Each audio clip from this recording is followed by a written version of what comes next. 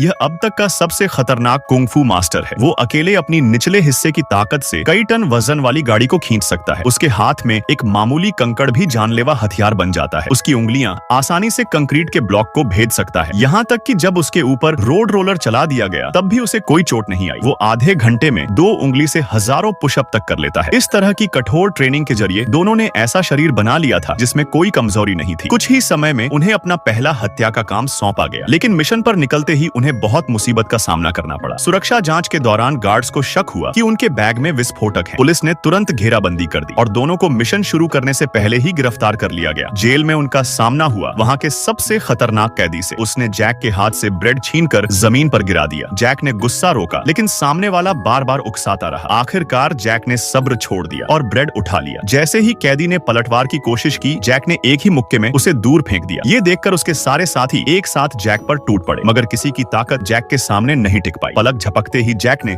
सबको गिरा दिया। तभी भीड़ में से एक टैटू वाला आदमी सामने आया और धमकी भरे अंदाज में जैक की ओर बढ़ा। ये देखकर जैक का साथी बस चुपचाप एक फल की गुठली उसके पैर पर थूक देता है और वो वहीं ढेर हो जाता है। कुछ ही समय बाद दोनों को जेल से रिहा कर दिया गया। स्थानीय गैंग ने उनकी कुंग फू की कला से प्रभावित होकर उन्हें तुरंत मोटी रकम पर अपने गैंग में शामिल करने का प्रस्ताव दिया।